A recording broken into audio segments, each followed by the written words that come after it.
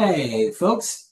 Dustin Siggins with Proven Media Solutions here. Thank you for joining us for another episode of Cracking the Comms Code.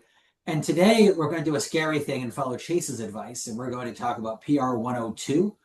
These are the tactics, processes, and mindsets that can elevate what you do every day, make your life a lot easier, and make your career a lot more successful. And so we have Chase, Chris, and Adam. And if you guys would all just introduce yourselves, we'll get this kicked off. Cool. Well, thank you for having me today and hanging so much of the responsibility for this podcast on my shoulders in case things go drastically sideways. But I'm here for that. Yeah. So I'm Chase. I do PR for a company called METATHEORY. We're a game publisher. Before that, I worked at Stream Elements. I launched Twitch, and I spent 13 years in the trenches at a PR agency launching some of the biggest video game properties around. So when I talk about PR, a lot of it revolves around my experience in the video game and the creator economy space. Yeah, so I'll punt it over to Chris. Hey everyone, Chris Piedmont, excited to be here. Thanks for the invite, Dustin. So I am an associate vice president with Slide 9 agency. So we are a agency that specializes in highly regulated industries. And I have spent the vast majority of my career in agency with a few brief stints on a few political campaigns. Really, span the gamut in terms of issues in crisis management, media relations, traditional PR really being my bread and butter, and really working and partnering with clients to figure out how to get their story out there and in ways that are most appropriate. So that's my day job. My gay job in the evenings is working as the media director and lead spokesperson for New York City Pride. So in this conversation, I'll be bringing both kind of the agency perspective and how I counsel clients on a day-to-day basis, particularly in more of the B2B space, with the kind of in-house role with Pride, where I essentially function a little like a chief communications officer. So setting strategy and then helping shape our media response. So looking forward to the conversation today. Hi, everybody. I'm Adam Brooks. I'm a vice president at Candor. We're an integrated PR marketing firm in Oklahoma City, and we have some sister agencies elsewhere. My background is kind of news and PR, different than most people. I've jumped back and forth a few times, though I've been at Candor for a decade, and since there are no more jobs in journalism, I doubt I'll be going back there. I've been a business newspaper editor. I did some national news. I've worked in-house at an energy company as well as some universities. At Candor, we have a really broad practice, energy, higher ed, again, like those things I work on. A lot of nonprofits, a lot of other things. We're Oklahoma focused, but we have expanding operations regionally. So I focus on a lot of our media relations, media training, crisis comms, and then we have a pretty solid practice that I co-lead on government and public affairs. So we don't lobby, we don't do candidate campaigns because that's a whole other kind of work, as Chris can tell you. But we do a lot of government relations, trying to get messages out in the public and shape things that way. And really excited to be here. And again, as we get into this, folks, please bring your PR 102 to the comments. If I'm looking down, it's not because I'm taking a nap, though I did not sleep well last night. It is because I'm looking at the comments and trying to bring them into the conversation. And I want to apologize here at Siggins Media Solutions headquarters, also called the Siggins household. We have several friends of another family over, so if you hear thudding, it's not me, I promise. So again, PR 102. Chase brought this to my attention. I thought it was a really interesting topic because, especially on LinkedIn, there's a lot of conversations about some of the more basic stuff because agencies, in-house people, and consultants are trying to reach our end, management and client who often are ignorant about marketing and branding. But then even within there, there's a lot of conversation that's ordered toward the senior communicator or the junior communicator versus kind of in the middle.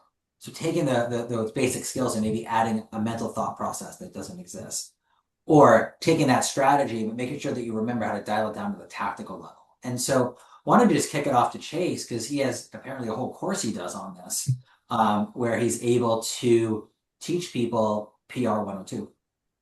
Yeah, so when I talk about PR 102, it's like if you go to LinkedIn, you'll see a lot of people giving a lot of basic advice. It's important to have a good story. Wow, that's news. I didn't think about that. I was pitching a really bad story, but then I saw this post that says storytelling is important. Ah, I'm enlightened. So once we get beyond some of this enlightenment, there's just a lot of little tips and tricks I've picked up in my 30-year journey. And so I created like a long, sort of like a, almost like a lightning round of topics of things like I just advice I throw out there. And so it's not like this, I have this full focus on one idea. It's like a dozen different little ideas that I think can help move the needle for people in the PR space.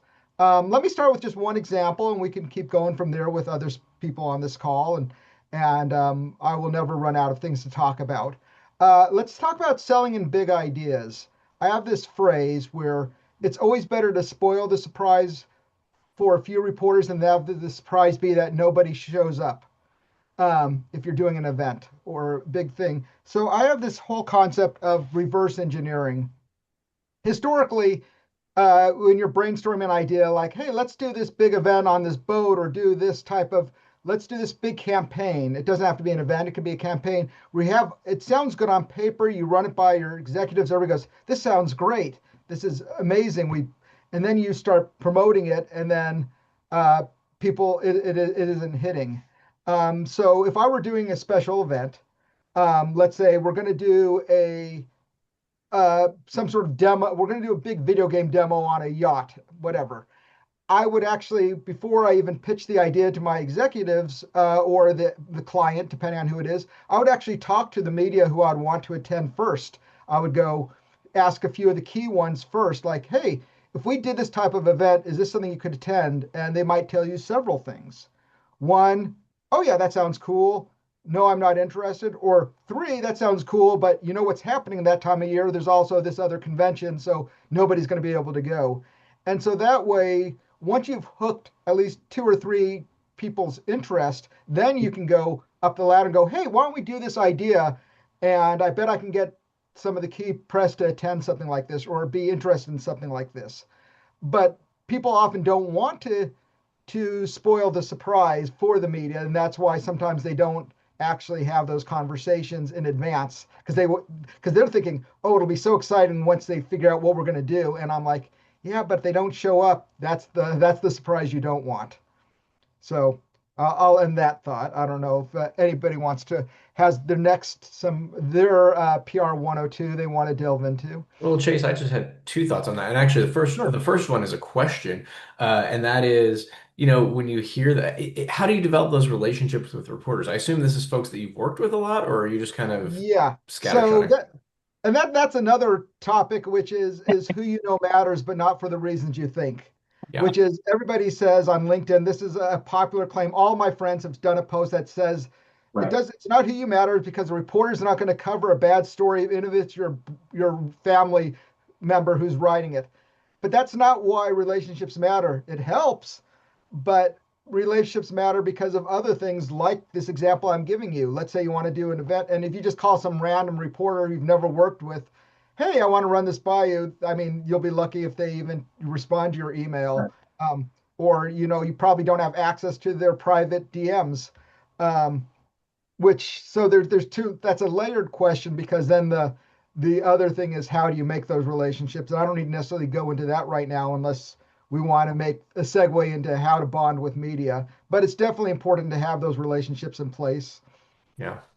I do think it also brought to mind for me as sort of a PR 102 thing is that to be as part of your backup plans and really your primary plans when you're doing an event, regardless of who comes in this world of owned media and of social media, that, to some extent, sometimes it doesn't matter if people actually can come to your event.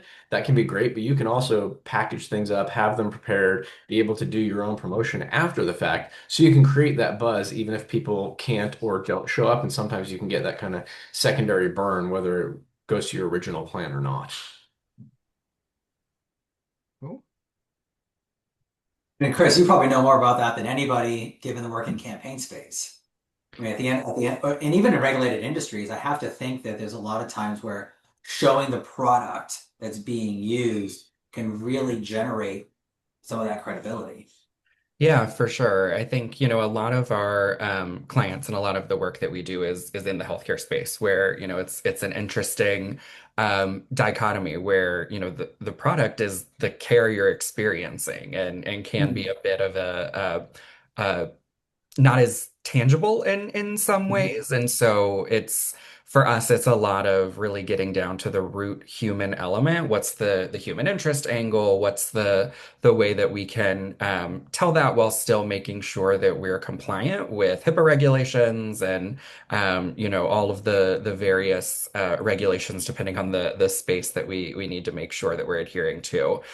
So, certainly on the event side, that has a place and a space. And I think, what both Chase and Adam said are great avenues, particularly, following up, it's harder and harder to get our broadcast friends out to an event with newsrooms getting cut left and right. It feels like every day we log on and see, another slash in a news department. So just kind of doing anything that we can to package things up for them, providing that B-roll, providing packaged interviews where they can pull content from a person who had a great care experience or has used a product in a way that can really bring things to light is certainly something we keep in mind. I think that's a really good point about being prepared. One of the things that we did a few years ago, I was just experimenting with this idea of where's the fine line between being preparing the reporter and being over prepared and being accused of feeding the reporter a line. And so what we did was it was a piece around Christmas. It was Christmas grief. So everyone's talking about happy holidays. What about people who are struggling? And so we had a client with a very specific narrative surrounding actually a consumer product. And then we tagged in a client that had just ended with us, but on a very good relationship, a prospect into it, and then a Psychology Today contributor, and a few other folks. We had 5 different voices with 5 different perspectives that we were able to offer. And that allowed the reporter, who's horribly busy, Fox News Digital, they're always sprinting to put out articles, allow that reporter to have all 5 sources she needed, and that article went up a few days later. So I think it's a really good point, Chris, about once you've done the chase tactic, is how do you prepare the reporter so they're not just either showing up blind or saying, God, I got so many other things to do. I have so much work. Preparing them for that, as you said, Chase, you have the interesting story, but how much are you preparing that journalist to report on it with ease? Yeah, no, I totally agree with that. And I think a lot of, my approach is similar to what you just said, where it's not just, okay, yes, we want to get the client in the story. That's always, the core goal, but really being that person that can help them and tapping into the wider network of potential sources. Anytime we can offer 2 or 3, that's really the dream to make things come to reality, knowing that's what they're going to have to sell to their editors no matter what. So. Yeah, this may be stepping a little bit on anything else Chase has later, but that's an important point that I think people don't understand when they're starting out and clients often don't understand, that sometimes what we are trying to do is not get a news story that says, here's this client that is doing this thing or has this product. It's getting Yes. ideas out into there. And Mhm. hopefully you have a voice in there that validates and so you're associated with it. But a lot of times we are trying to get people to think about a little bit of a bigger picture, a little bit broader strategy of what does it mean to do PR? And it's not necessarily company ABC has the greatest gadget ever. Right. There's paid advertorials for that. Right, exactly. So in looking at one thing we touched on a little bit in our prep call, but also that we've touched on a little bit here is showing value to clients, and something that I've been talking a lot about on LinkedIn, to Chase's point earlier about a lot of basic stuff getting talked about.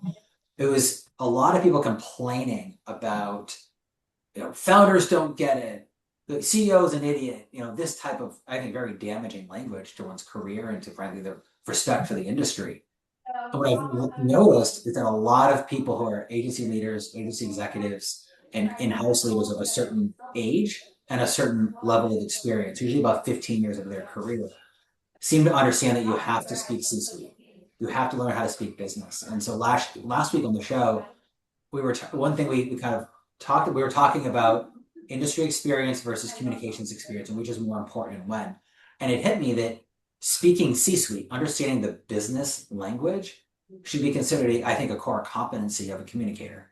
And so, I'd like you to dial into that because you've been involved in launching big brands. How important was it for you to be able to dial into that? And I think there's a voice in someone's end. If you wouldn't mind going on mute. Oh, thanks, Adam. Sorry. And so, Chase, if you wouldn't mind dialing into how that important that was when you helped launch Twitch, etc. I think it'd be really interesting to understand going from being on the business end at the beginning and how a brand grows. Yeah. But what's the question? Just the core competency of communications, including being understanding the business side of things. Yeah, I mean, you should always, I mean, I think that's also kind of a given, it's like, I mean, I think one of the first things I do whenever I join a company is, I talk to every C-suite executive and get their perspective, which is also a 102, which is also talking to the heads of all individual departments as well. Because sometimes you hear the best stories from somebody who might be in engineering or in the creative department, but you also learn that everybody has a different or often will have different ideal customer profiles. And so it's good to sort of figure out, are we all building or promoting the same thing to the same audience and making sure everybody gets aligned on that front.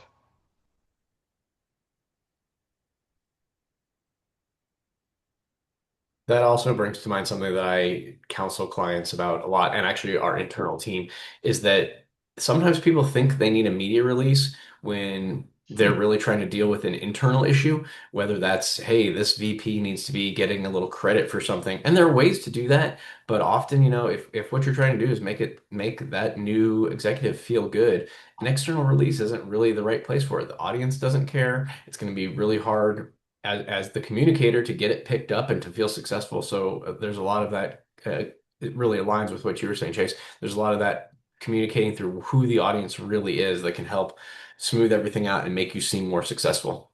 And I do have a 102 point about I do have a 102 point about making a new or an executive feel special. But before I jump onto that, I didn't know if Chris had anything to add to this specific topic before I derail Yeah. it.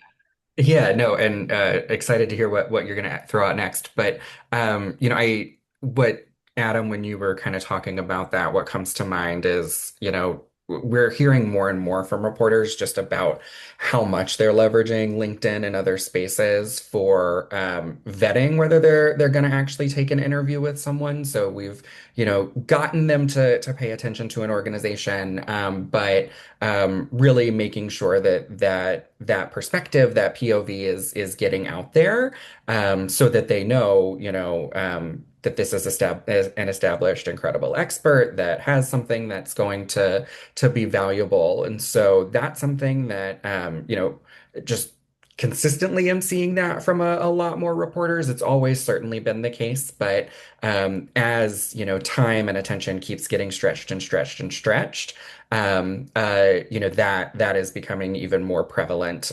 particularly, making sure that you're getting that POV, and posts out in ways that'll also get picked up by LLMs so that, as they're quickly prepping and vetting, that you're keeping that in mind. And similarly, we haven't quite talked about the AI of it all, but it's certainly a key component these days. And so, when we're crafting those pitches and crafting that outreach, it's not just for kind of the today. And yes, I want you to cover this story that's breaking right now, but also structuring things in a way that a Gemini, an LLM will be able to kind of resurface that content when they go back and search the inbox that is just completely filled with junk and the relevant stuff that we're providing them.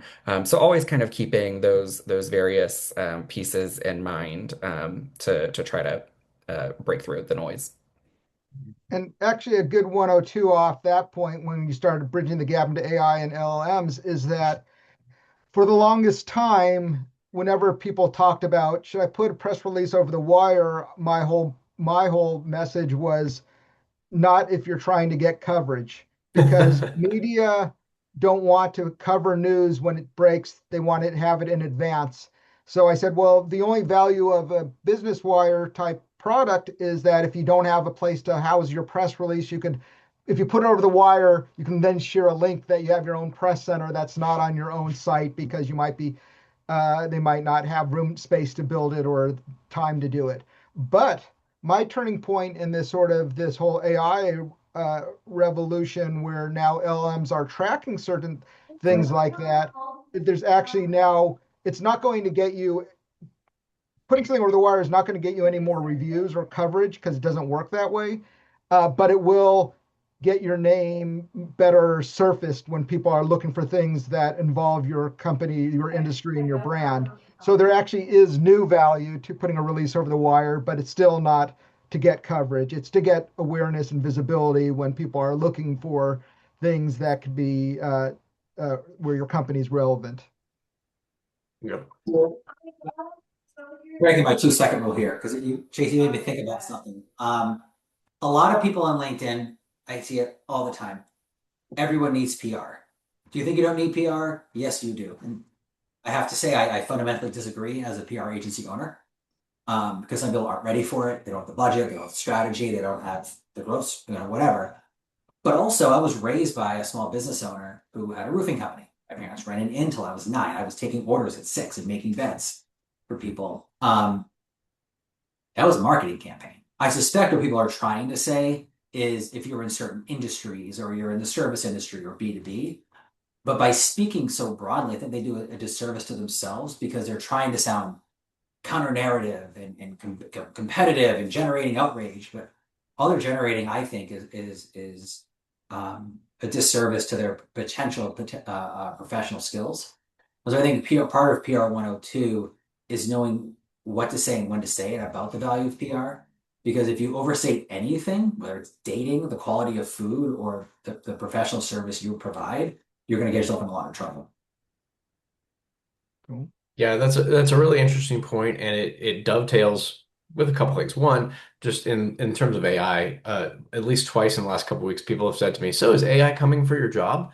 And I'm Yeah. frankly not that worried about it. There are a few things that a small firm could replace that maybe they would have hired out before, but what I strongly believe is that the value is not drafting a press release, right? The value is understanding when to draft a press release, what tactics you can pull in that are under a client's strategy and goals. And so yeah, that's right.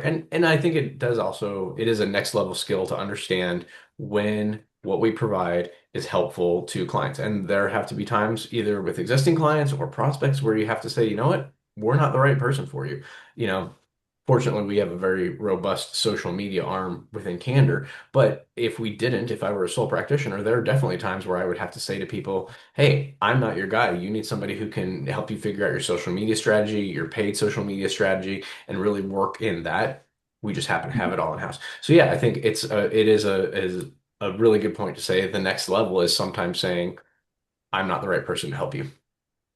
I would say that AI is coming for our jobs, but not in the way that you think, which is that it's coming for the reporters' jobs. And there's a symbiotic relationship between PR and media. And so the less media is around, the less reporters, that definitely makes our job more difficult. So so whenever I see layoffs in the media space, I'm like, well, this impacts all of us in PR too, because, and then there's also a huge chunk of those media when they get let go, they say, okay, well, I need a new job, and they all oftentimes they switch over to doing Right. PR because and reporters have a great, excellent, they have a good background to do well in PR, but it also just sort of doubles the PR field and it reduces the media field. So that's my fear. But to your point, yeah, the thing is like you can't negotiate exclusives and embargoes with AI, meaning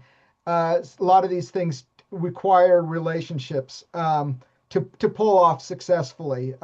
So it's not like, oh, I can just set out these automated emails at this time and then I'll come back with all my success stories. There's definitely there's definitely a human element. And I'll take it one step further is every time I've because I wear several different hats at my job and some things I'm fluent in, some things I'm ramping up on. I'll pull up things from AI and say, And then what I'll do is I'll run these by my friends in the industry who are experts, and I'll go, oh, well, what do you think of this timing or this thing and this? And then they'll poke so many holes in it. So what AI aggregates it does not necessarily mean accuracy and or relevancy. And so, people do need experts in their specific field if they really want to be successful. You just can't, because these things they'll generate, these plans, they look nice and they give you good accolades like, way to go. Yeah, you're on the right track. The AI has gotten very friendly with me. Yeah. A cheerleader. But anyways, but it's just it's unreliable. And every time I've asked it something and didn't double check it, it's bit me in the butt. I mean, I was doing a banner size for a Reddit, and I needed to come up with a banner size. So I just asked, oh, what are the dimensions? I sent it off to our creative team, and then it didn't fit, and then I went to the actual Reddit's official page where they actually had those same specs, and it was totally different. I'm like, okay, never again. Now I always go directly to the source when I need something. Yeah. Chase said something in there about a lot of reporters having the skills and background to be good in PR, and it's true. But also sometimes I'm surprised what they don't know. I have a friend who was a reporter and was getting out of the industry, broadcast a few years ago, and said they were interested in PR. I said, well, what kind of role do you want? And they said, well, I want to be a spokesperson.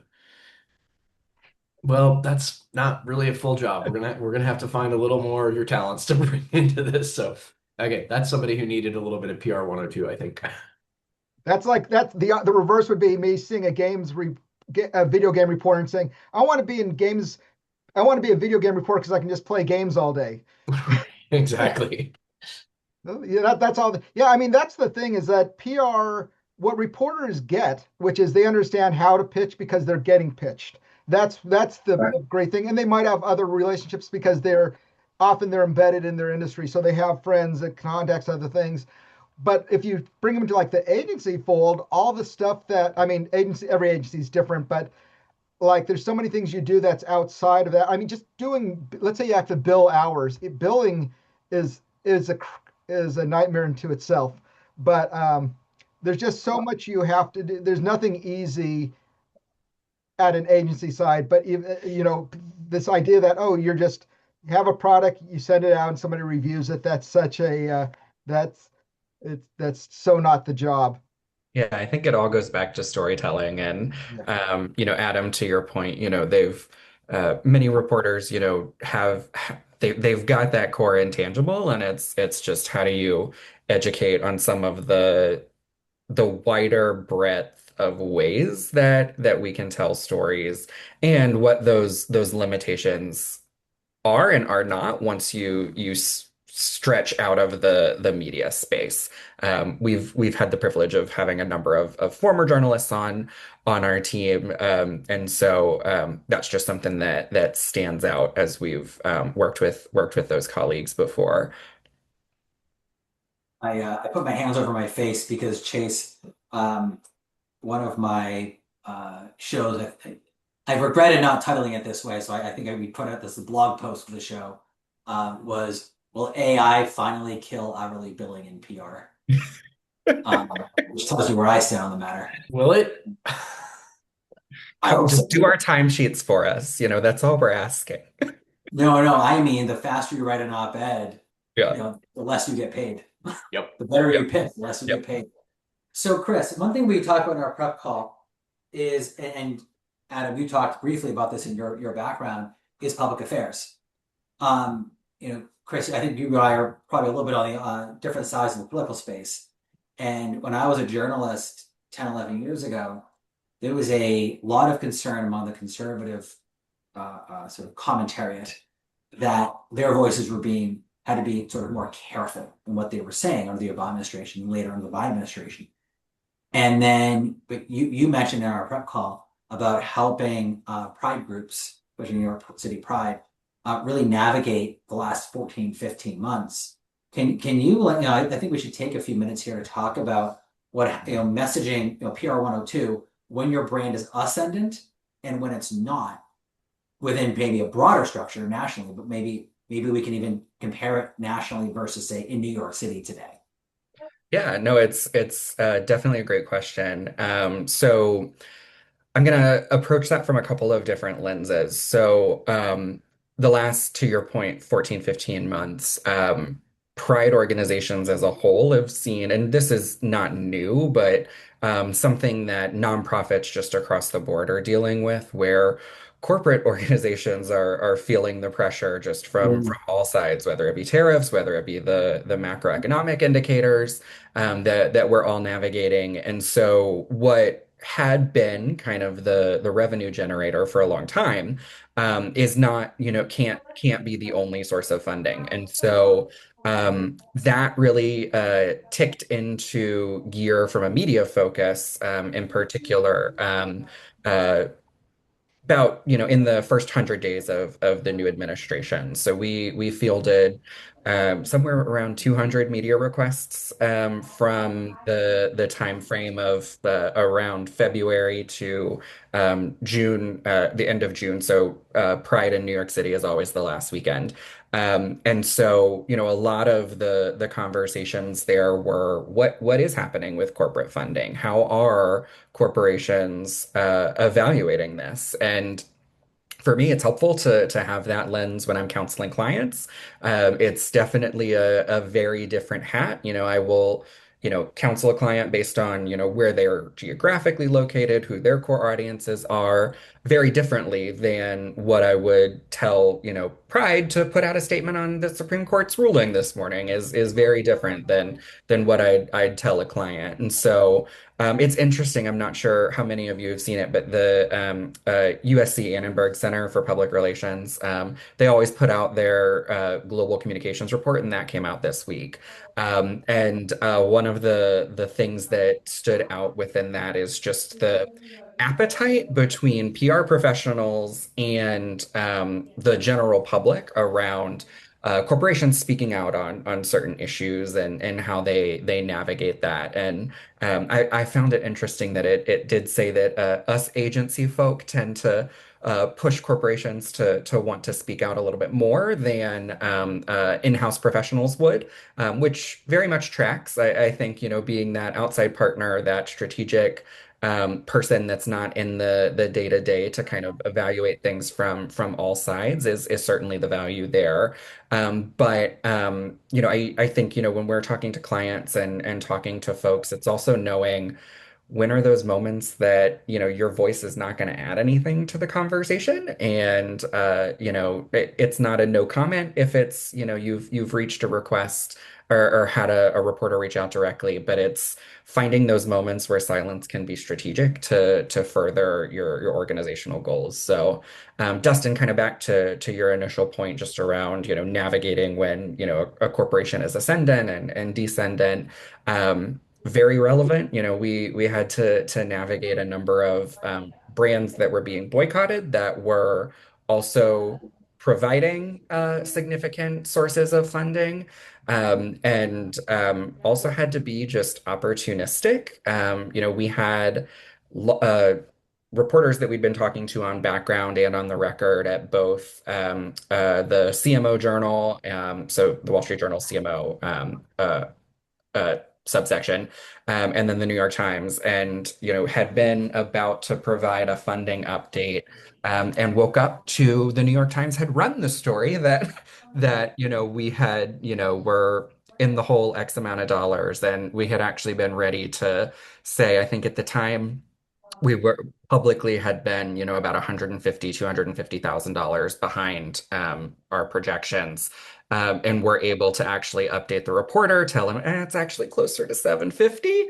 And we're launching a giving campaign that had been planned to kind of coincide with that public announcement that we, it went from launching that in 2 weeks to launching it in a few hours to get that out. But so the timing of it all and being opportunistic when things make sense is something that I apply on a day-to-day basis when counseling our clients. And in that particular use case, we actually we were $750,000 behind goal, but we were are starting small from an individual giving standpoint, and our target was $10,000 that we wanted to raise from individual donors, and raised that within the first like 12 hours.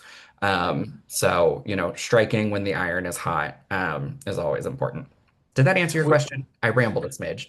No, it was great. I do want to throw something at you on, not at you, but like dovetail on that, and then I want to pivot to Adam. But I was thinking as you were talking, as a practicing Catholic, right? There's very few institutions less popular in a lot of circles in America than the Catholic Church, for including a lot of Catholics, and for a lot of valid reasons. A year ago or so, my diocese, Arlington Diocese, next to DC, had the largest class of new priests, and the Associated Press did a beautiful spread on it, and I was kind of surprised because the church has not exactly been popular. As long as you call yourself Catholic, people assume that you're a bigot or other things. But I was thinking as you were talking, I never talk about my faith. I don't talk about my politics on LinkedIn unless it's tied to something in media or PR. But my post on Friday or Saturday this week is going to be Happy Easter, right? It's a little statement, it's not a big deal. But you talked about starting when the iron is hot. It got me thinking about this is like 4 weeks a year where you can talk about your faith as a Christian, no matter what your politics are, and no one's going to challenge you on it.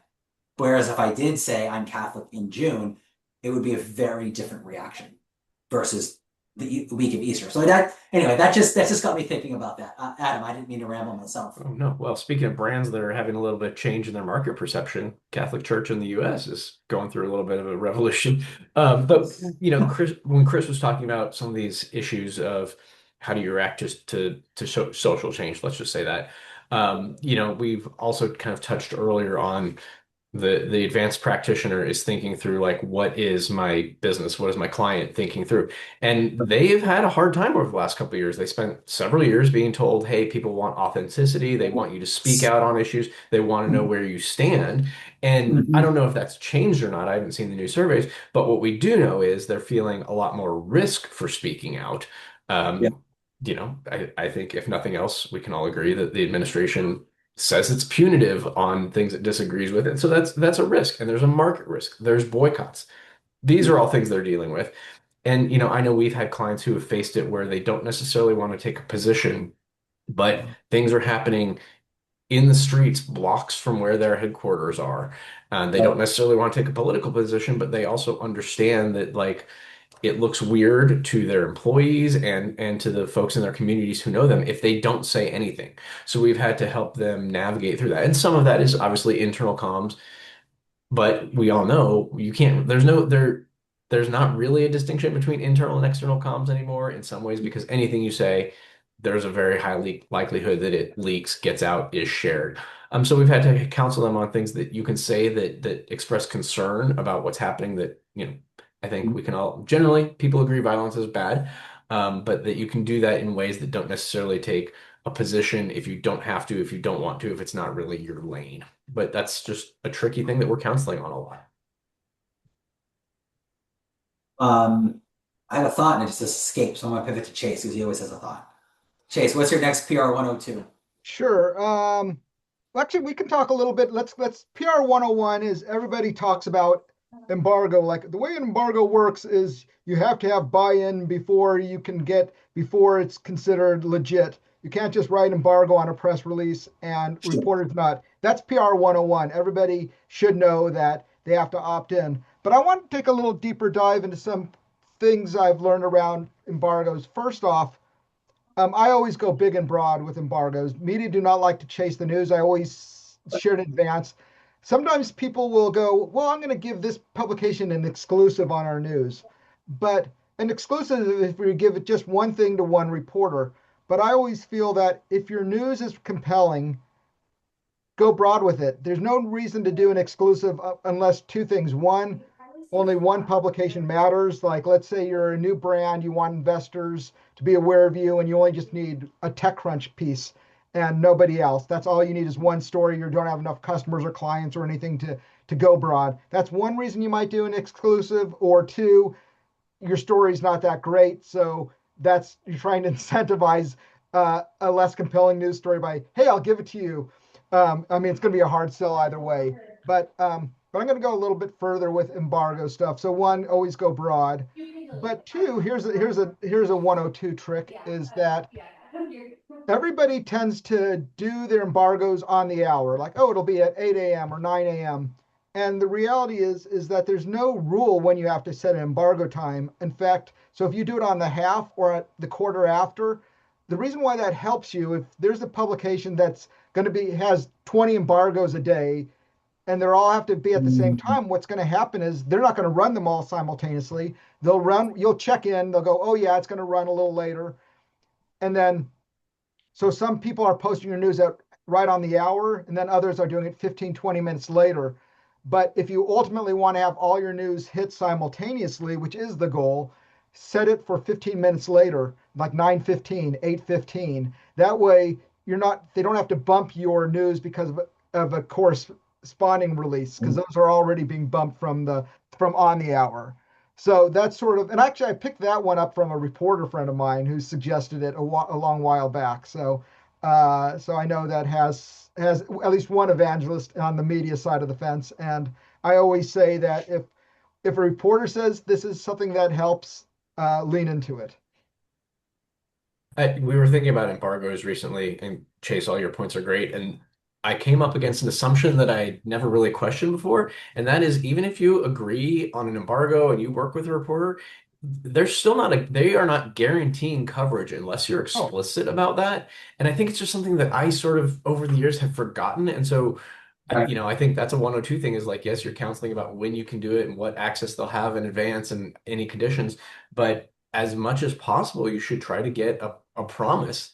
They may have an editor, they might not have the final decision, but try to talk about what your expectations are and is this going to appear at the time we think, or do we need to come up with some other plan? And it's just one of those things that had faded for me, but was worth bringing back up to the front of my mind.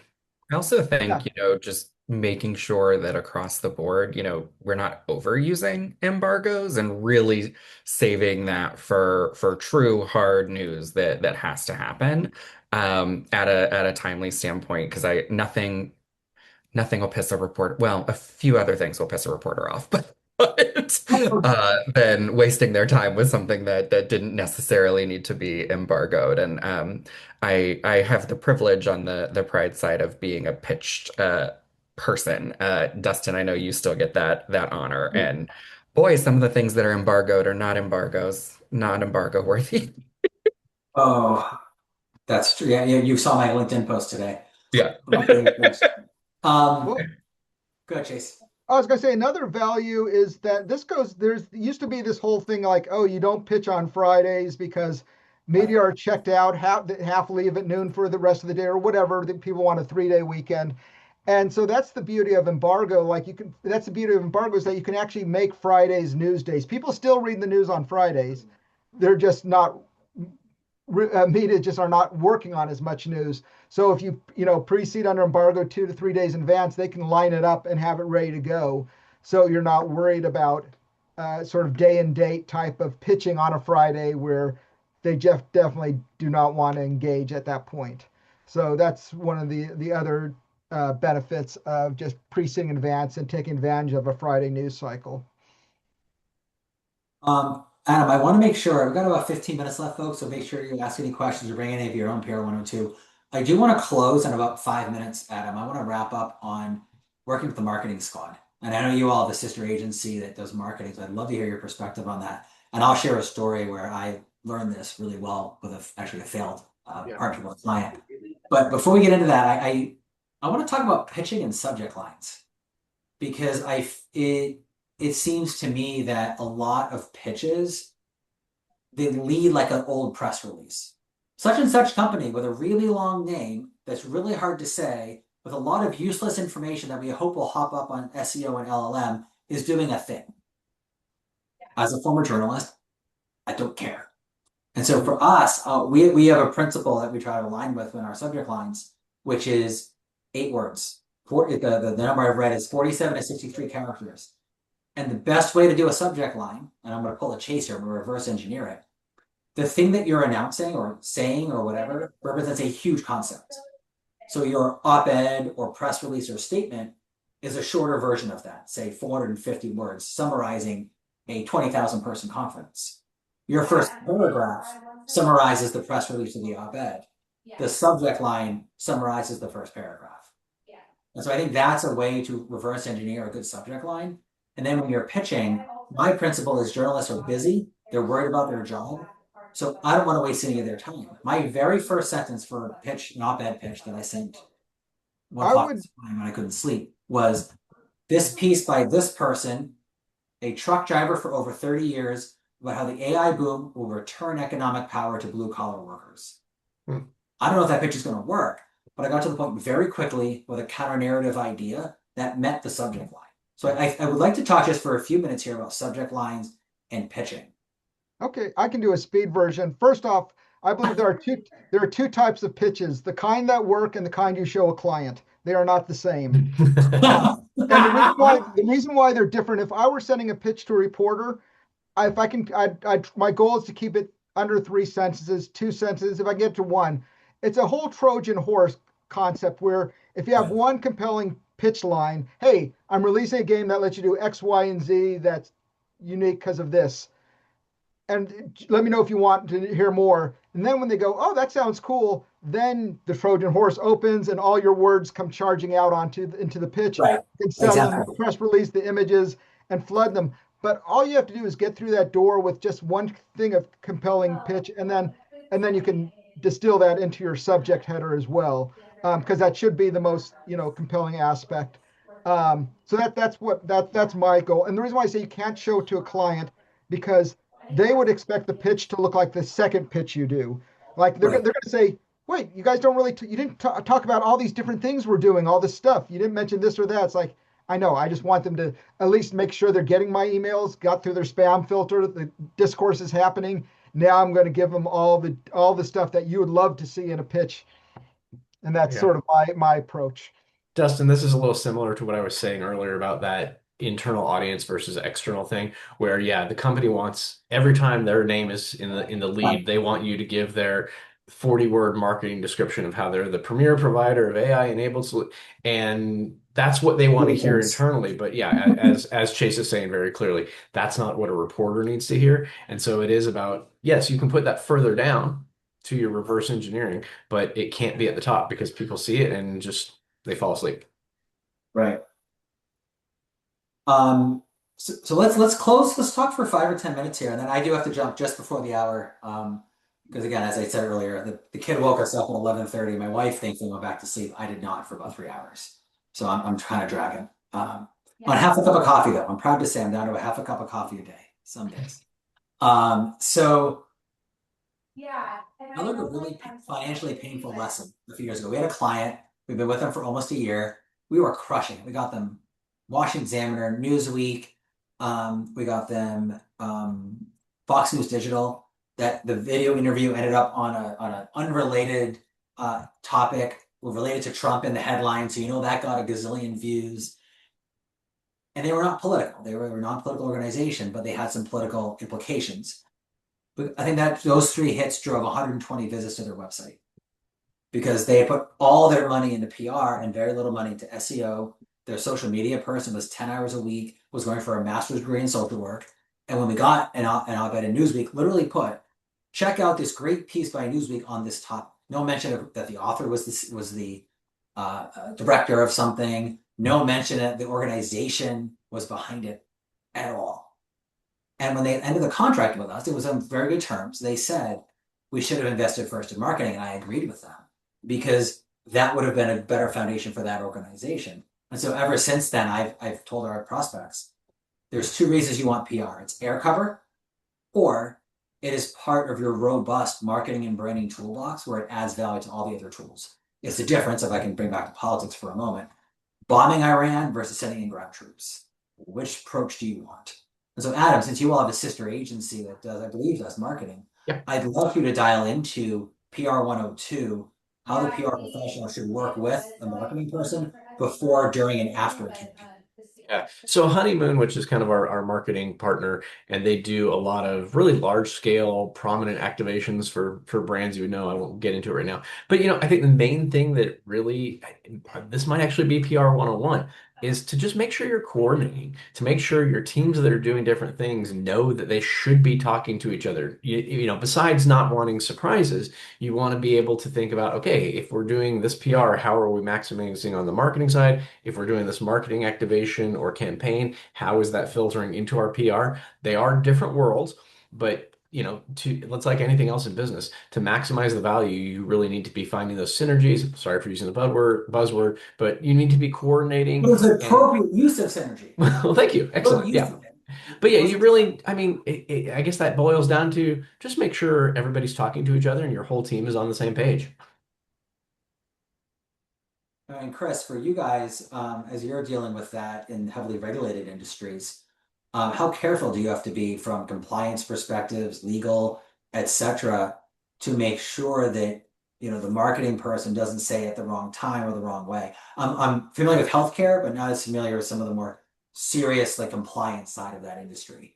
Yeah, no, it's very important. And our best relationships are when clients see us as a true extension of their team. And so we're essentially in-house with them and have those relationships with their marketing counterparts and are able to help close that gap. And many of our clients also oversee both parts, which makes it significantly easier when that is the case. But definitely working hand in glove to make sure, to your point, that the marketing team is not going to put something out that is going to make a claim about, a product that hasn't been approved by the FDA or is not hasn't been seen by the lawyers or everyone. So use a number of different tools to kind of navigate that. We also to the LinkedIn of it all earlier, when we think about advocating their own employees as brand Mm. ambassadors, use a number of tools that have very rigorous compliance elements to them, to where, okay, you can share this, post about, what's happening in the industry, or you can elevate, this news moment for us, but we're locking down certain keywords so that you can't, make a claim about insurance that implies that, this will be covered under all of these extenuating circumstances. And so, having those checks, having those balances to make sure that the proper processes are in place, and then I am married to a lawyer, and so that perspective of knowing that you definitely need their seat at the table, and the push pull between in-house counsel and making sure they've got the chance to review it, as well as the compliance folks, has to be part of that tick box as you're planning for both internal and external announcements and news. Chase, you kicked us off. Let's have you close. What's the last topic everyone has to know from you? Ooh, last topic. Gosh, I got too many topics. I did bridge a subject that I didn't close close the loop on. I said, how do you get coverage for an executive? And like I was going to say, this 2-second one is that let's say you have a new hire, and there's not a lot of places that cover new hires nowadays, but there's a few. What you do is you never do a standalone new hire. You wait for whatever your next big announcement is. So that way you say, okay, we're launching this product. And also, so it's a product announcement. And then in the bottom, say, Oh, and we also hired X, Y, and Z to help bring it to market. And so what that does, it doubles the amount of coverage because one, you might get them covered in the standalone, like the few places that do it, but then you get everybody who's covering the new product news will then say, hey, here's this new product, and yeah. and they just hired this executive. So that's sort of like a PR 102 is to always bundle a new hire in and with that. And it also works the other way when you pitch the new hire outlets, then you can pitch the product as well. Oh, they're being brought on to help promote this. So it's a That's way to super sort of smart, dude. double things because it's so hard when you have like a new exec, especially if they're not a CEO or your company's unknown. But sometimes you might have a product that's more compelling than the staff, and that's a PR 102. Well, Chase, I feel like that kind of relates to what I was saying earlier about helping clients understand that it's not necessarily the exact news you want. I can see an opportunity where there's a new executive and you do a thought leadership piece, and maybe that's a guest column in a newspaper, and it's that person, and they don't say, "Hey, I've just been hired by XYZ Corp," but you're getting their name out there, and people are saying, "Oh, there's this thing." It doesn't mean the headline is, "Hey, we've hired Chris Piedmont," but Chris Piedmont is out there and being associated with you, and you're getting that bigger goal, even if you're not getting that specifically worded headline that you had in mind at first. Adam, it's coincidental. Tomorrow, I'm doing the rare. I don't think I've done an in-person pitch in like 7 years. Yeah. I'm actually traveling 75 minutes to do an in-person proposal, and it's for a CEO rollout for a company that its whole leadership changed in the last year, and it's 2 top leaders left, and a guy who's 30 is now CEO, but he's been with the company for 8 years. Through the pandemic. He's a government contractor, so government shut down. The last 12 months of government contracting have been the worst in modern history. We're not going to say new CEO. We're going to have their podcast is really popular. We're going to have him talk about, we've been around through all of these challenges. We're going to be around for you. So we're not even going to mention that he's the new CEO. It's going to be, like, at least assuming they line up with the plan, which we hope they will, is the interview pile on an op-ed where he's talking about the challenges of the industry, what we expect to see for the next 6 months to the end of the fiscal year, really establish that voice. Oh, and by the way, he's been CEO since January. So what you're saying is that they don't need to hire you, they just need to watch this podcast, and they have your counsel for free. So Chase, I had the show for a year, and we're still on track to grow 25% this year. So I don't think anybody's still for good and ill. Bad for them, good for me. Dustin, that story really kind of goes to what I would think of as the main key point of PR 102, which is to be thinking about what it is that they are really trying to do, not what headline are you trying to get, what specific coverage you're trying to get, but like what is the bigger strategic goal you're working toward. And if you can get your client to think about that and your PR team to be thinking about that, you're moving into more advanced territory. So I do want to close, and I want to get everyone's quick round robin response. I said close earlier, but I like to talk. Chase, I'm going to slightly disagree with you on not announcing staff standalone. When we hired a couple of folks, we announced, and we got in Political Probe, we got in several trade outlets. When a friend of mine up in New York, he has a comprehensive health and wellness center, the only one in his region because he's 40 minutes from Rochester in a town of 6,000 people. So his whole audience is the suburbs of Syracuse and Rochester. When they announced they hired a new nurse, that was a 4-paragraph piece in the local paper. And I interviewed the editor of that paper for a piece I wrote, and he said, we love that kind of news. So I actually think, to a degree, trade outlets, but especially local media, they love to report on their local community and good things going on for businesses and for the employees. Yeah, I mean, I would say that's sort of an exception. Yet, yes, going after local because they're obviously going to be more interested. But if your client says, "Oh, I want to be in Variety or or Hollywood," oh, sure, I'm sorry. Okay, yeah. yes, like, totally. Oh, you don't want to cover our new CMO? What are you talking about?